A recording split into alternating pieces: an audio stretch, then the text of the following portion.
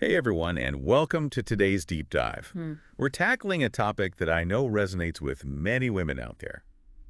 Postpartum hair loss. It's definitely something we hear about a lot. It really is. And we're going to explore a potential solution that's been getting some attention. Low-level laser therapy, or LLLT as it's commonly known. Sounds promising. I think so too. We've got three really interesting sources to help us unpack all of this. We've got a research study that looks specifically at using LLLT to treat hair loss. Okay. We've also got another study that focused on how women feel about their bodies after giving birth. And to round things out, we have a systematic review that examined a whole bunch of different studies on LLLT and how well it works. So we're getting the full picture here. Exactly, a full deep dive.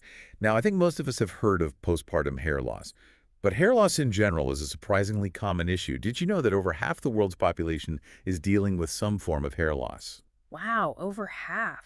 That's a lot more than I would have thought. Right, and it's not just one single thing that causes it either. Oh, I know. There are so many different factors that can contribute. Exactly. Genetics, hormones, medical treatments, you name it. It can be really hard to pinpoint the exact cause sometimes. It really can.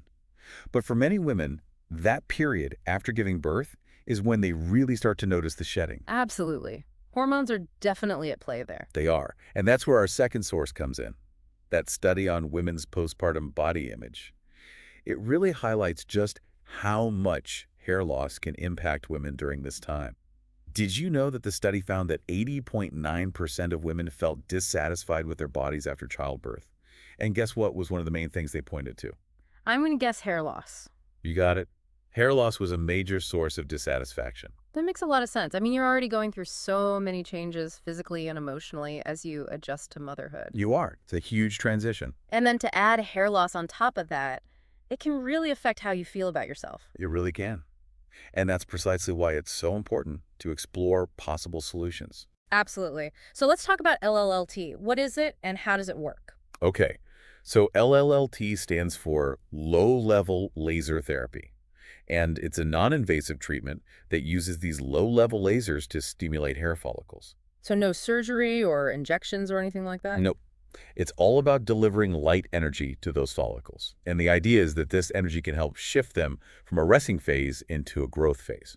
Interesting. So it's like giving those hair follicles a wake-up call, basically. Exactly, encouraging them to start growing hair again. I like it. So tell me about that research study that looked specifically at LLLT for hair loss. What did they find? Well, this study followed participants for 9 months. Okay. And they focused on using a very specific wavelength of LLLT, 1550 nanometers. And the results were pretty impressive. They found that LLT, especially when used consistently, could significantly reduce hair loss. That's encouraging. And did they compare it to a control group? They did. They had a group using the LLT and sticking with those maintenance treatments, and they saw their hair loss decrease by almost 70%. Wow, that's a big difference. It is. Even the control group who weren't using the LLT saw some initial improvement, but in the long run, the results were much stronger for those who kept up with the LLT treatments. Interesting. So consistency is key, it seems. It definitely seems that way. And, if you think about those women from that body image study who were feeling so distressed about their hair loss, it makes you wonder if LLLT could offer some real hope. Yeah, it really does. It could potentially address both the physical hair loss and the emotional distress that comes with it. Exactly. Right. Okay, so we have one study that shows some really positive results. But before we get too carried away, I'm curious to hear about that systematic review we mentioned. Yeah, let's dig into that. It looked at several different studies on LLT, right? What was the overall takeaway? Did those positive results hold up? They did. This review analyzed 7 different randomized controlled trials, which is, like the gold standard for medical research, Okay. just to really get a solid understanding of how effective LLLT is for hair loss. And what did they find? Did LLLT pass the test? It did. All 7 studies showed that LLLT had a positive effect on hair loss. And here's the thing. This was true for both men and women. Interesting. So it's not just a guy thing like some people might think. Right. Hair loss can affect anyone. That's good to know. And were there any downsides, any side effects reported or anything like that? That's the best part. None of the studies reported any side effects from using LLLT. Wow, that's great. Yeah. And this review actually went even further. It looked at 32 FDA-cleared home-use LLLT devices. Oh, wow. So these aren't just like risky experimental treatment. No, not at all. These are legitimate devices that people can feel confident using. They've been rigorously tested and approved. Okay, so we've established that LLLT seems to be a safe and effective way to treat hair loss. Hmm. But I'm curious about the specifics, like what did this review tell us about the different types of LLLT devices that are out there and how often people need to use them? Well, they looked at a variety of devices like Yeah. combs, helmets, caps, and they found that they all worked pretty well. Okay. The studies use different wavelengths of light, too, mostly between 620 and 678 nanometers, Okay. which, if you remember that first study we talked about, used a 1550 nanometer wavelength. Right, right. So there's some variation there. Yeah. So it's interesting to see that those positive results are showing up across different wavelengths and device types. That makes me wonder, is there a particular type of device or wavelength that's like the most effective? Or is it still too early to say? That's a great question. It's So- probably still a bit too early to tell definitively. Okay. More research is always helpful, of course. But the fact that we're seeing positive results across the board is really encouraging. It is. It really is. It suggests that LLLT has a lot of potential. It does. Mhm. Thinking about all this, it makes me wonder about something else. We've been talking about how common and distressing postpartum hair loss can be for women. Mhm. But what if instead of waiting until it becomes a problem, we could actually do something to prevent it? Oh, now that's a fascinating thought. Shifting from a reactive approach to a more proactive one. Exactly. Imagine if healthcare providers started talking to women during pregnancy about, the likelihood of hair loss after childbirth. And they could offer information about LLLT or even other things that might help minimize hair loss. It would be like equipping women with knowledge and resources in advance so they feel more prepared and less overwhelmed if it does happen. Right. And maybe, just maybe, it could help some women avoid those feelings of, distress and body dissatisfaction that we talked about earlier. That would be huge, a really positive impact. Okay, so we've talked about LLLT, but are there any other things that women can do to minimize hair loss?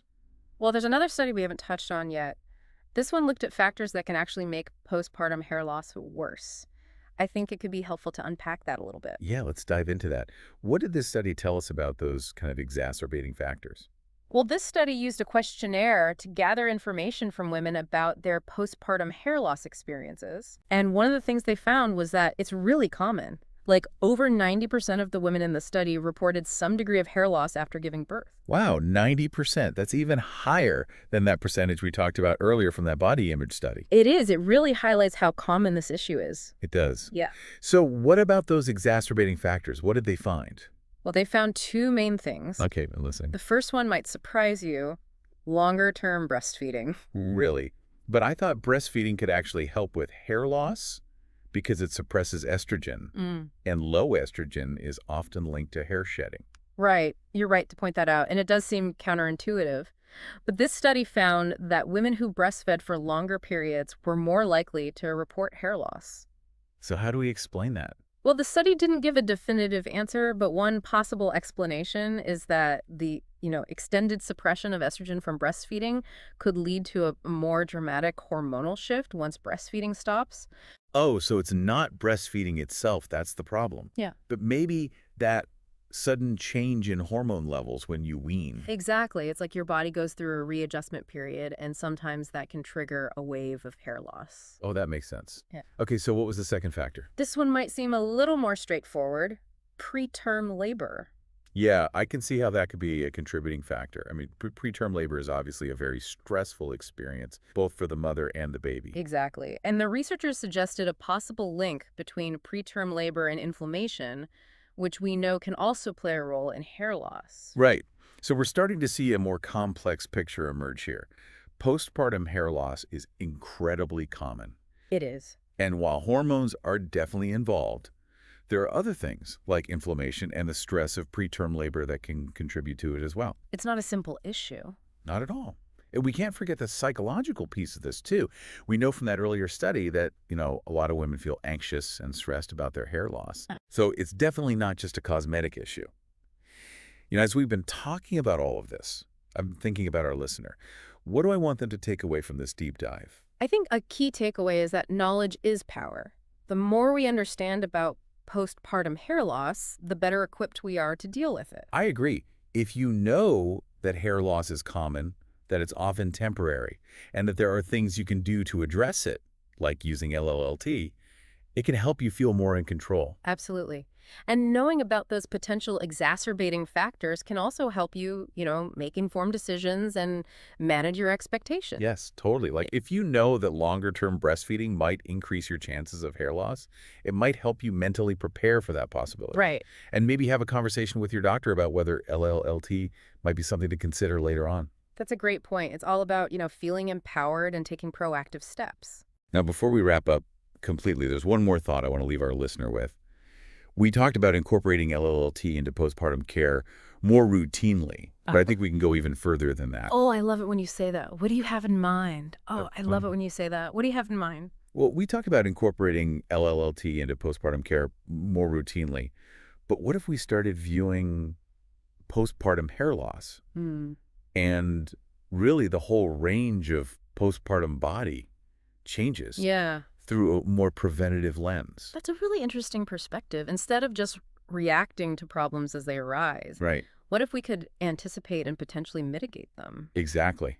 What if during pregnancy, healthcare providers started having conversations with women about, the potential for hair loss, Uh-huh. weight gain, and other changes? Yeah. It could be as simple as saying, hey, these are common experiences, and here are some things you can do to prepare yourself both physically and emotionally. Right. And it wouldn't just be about offering potential solutions, but also about normalizing these experiences. Mm. So that women don't feel like they're alone or that there's something wrong with them if they experience these changes. Exactly. It's about shifting the conversation from, oh no, this is happening to me, to, okay, this might happen, and here's how I can handle it. It's about empowering women with knowledge and resources before they even enter the postpartum period. I love that. It's a proactive approach to postpartum care that goes beyond simply addressing problems after they've already arisen. It's about setting women up for success, both physically and emotionally, as they embark on their motherhood journey. And on that empowering note, we've reached the end of our deep dive into postpartum hair loss and LLLT. We hope you learned some valuable insights today and that this information will help you navigate your own experiences or support the women in your life who might be going through this. Absolutely. Remember, knowledge is power, and the more we understand about our bodies and the challenges we might face, the better equipped we are to handle them. Thanks for joining us, and we'll see you next time.